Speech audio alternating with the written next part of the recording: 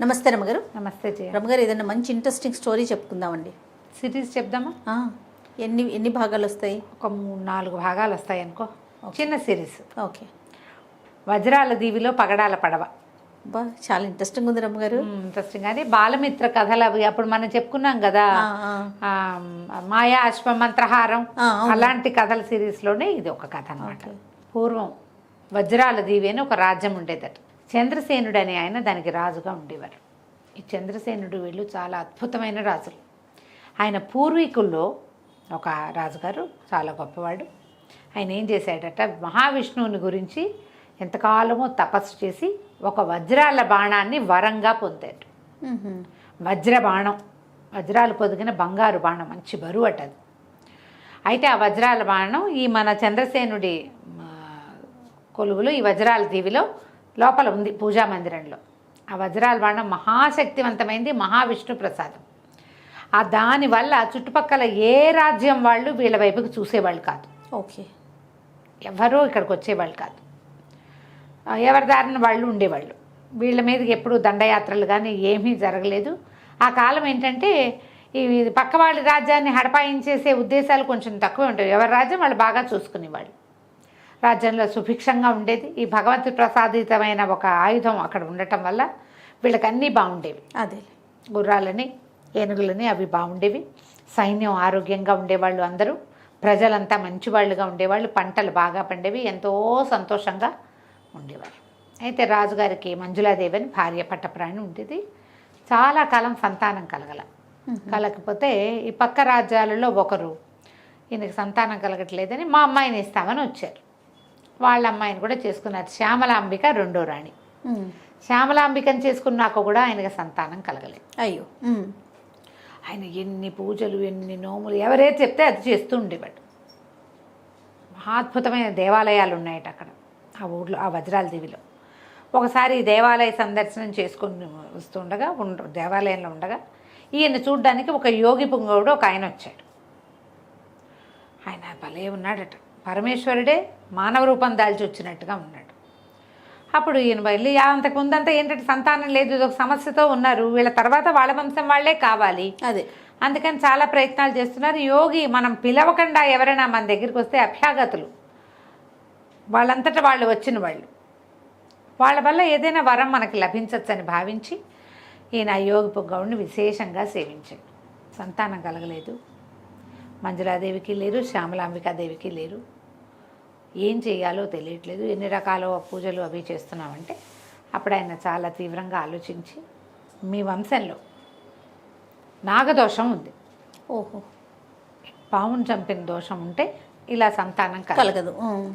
ఈ పామును చంపిన దోష పరిహారార్థం చేయమన్నారు. ఎట్లా చేయమన్నారు? పాడ్యం నుంచి మొదలుపెట్టి 15 రోజుల పాటు కటిక నేల మీద పడుకుని ఒక్కపూటే అన్నం తిని బ్రహ్మచర్యాన్ని అవలంబించి అక్కడి నుంచి పుట్టలో పాలు పోసి పౌర్ణమి నాడు విశేషంగా చెప్పారు. ఈయన వెంటనే పౌర్ణమి పాడ్యం కోసం చూసి నెల మధ్యలో చెప్పారు. ఆ యోగి వీళ్ళ దగ్గరే ఉన్నాడు.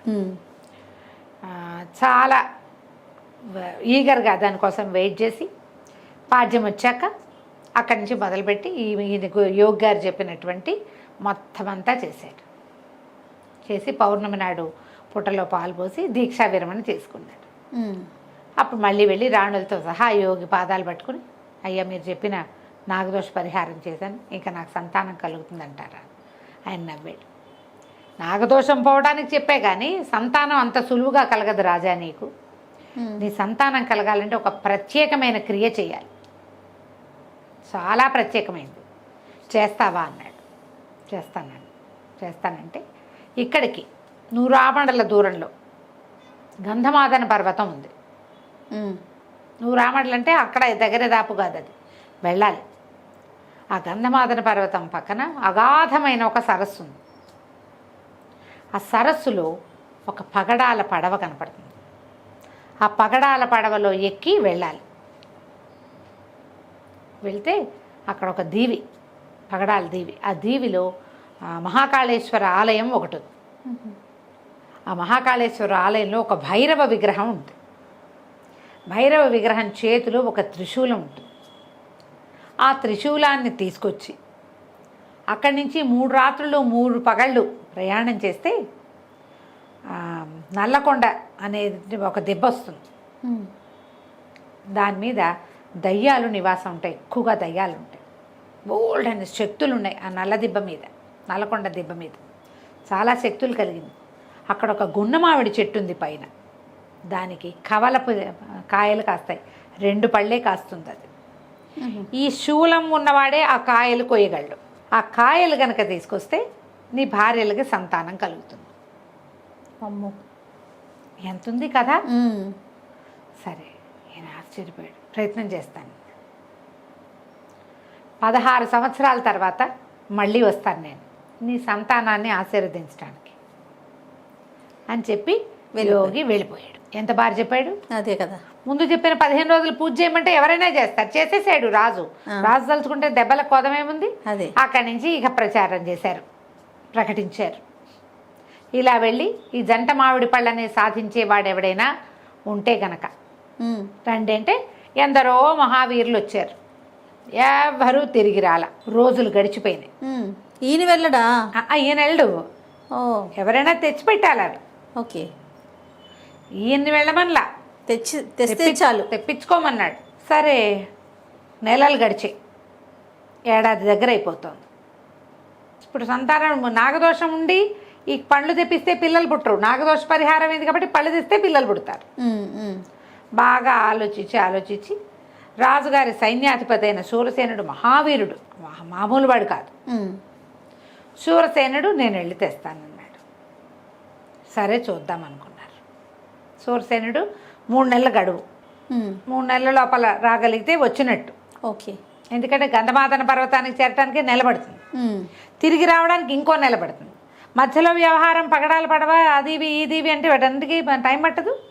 3 నెలలు చూడండి అని చెప్పాడు. శూరసేనుడు బయలుదేరాడు.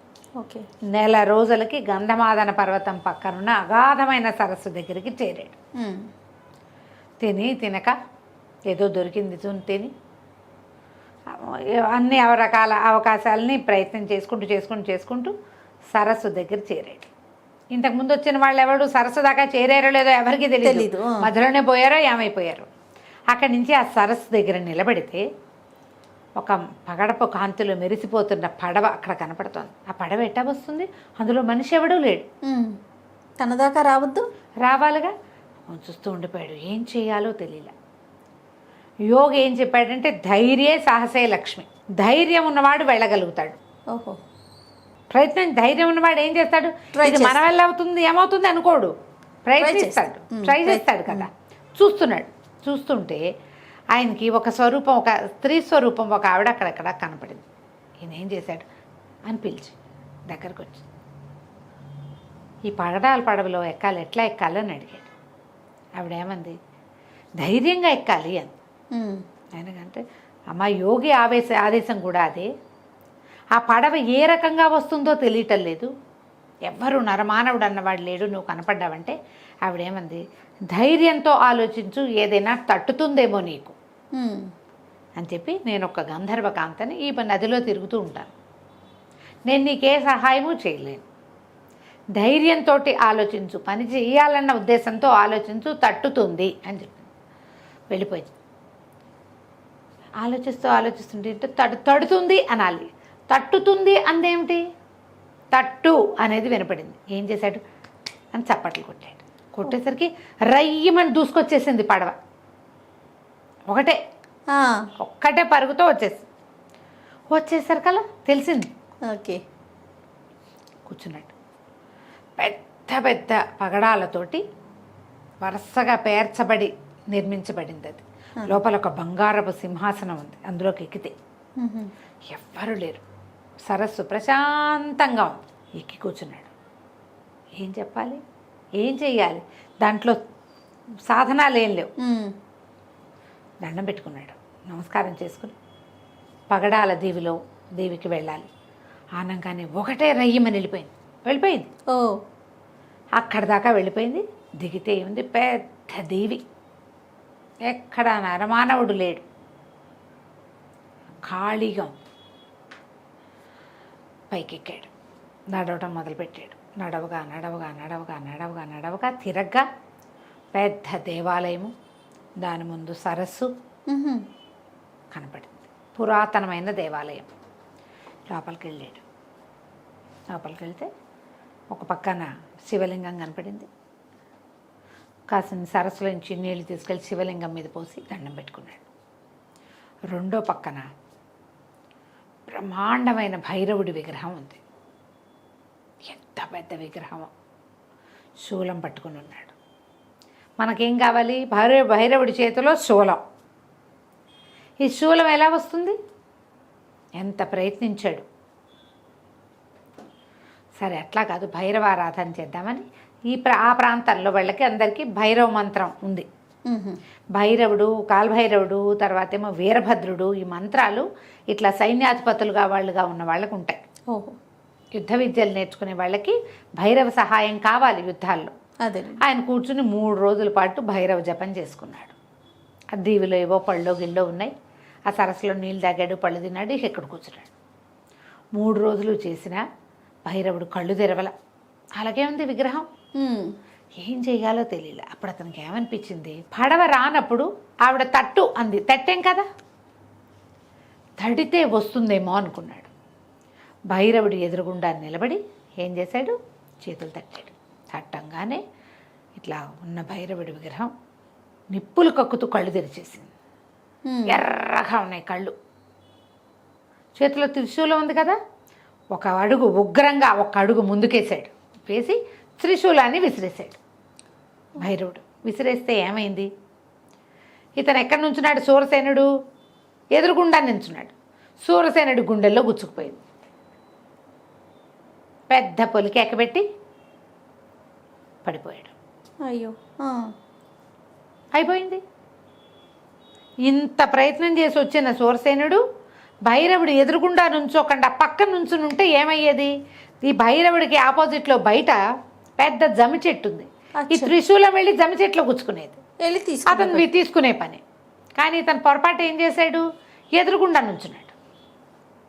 భైరవ మంత్రంతో భైరవుడు లేవడానికి సిద్ధంగా ఉన్నాడు.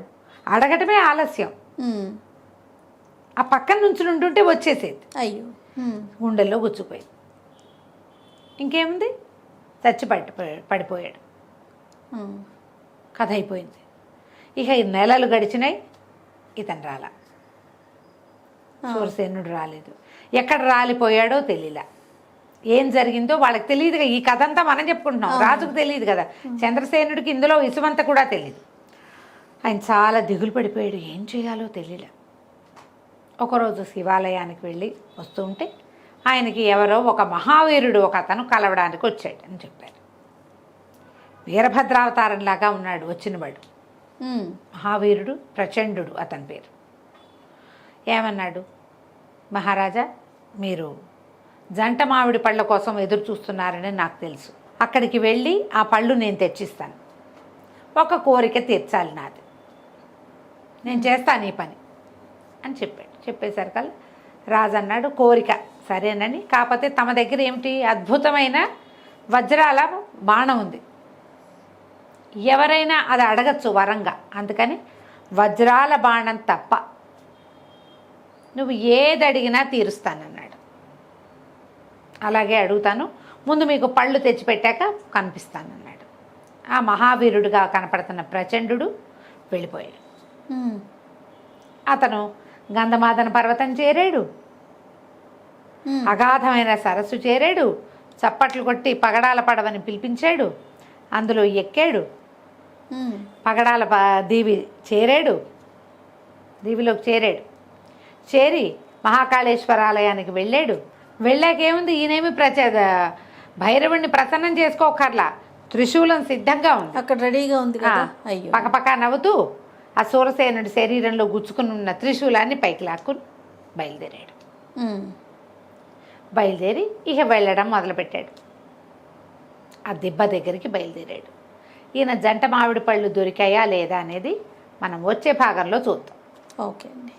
కానీ అంత సాహసి చనిపోవటం బాగాలేదు రమ్మగారు. బతుకుతాడు మళ్ళీ. అయితే ఓకే అండి. నమస్తే.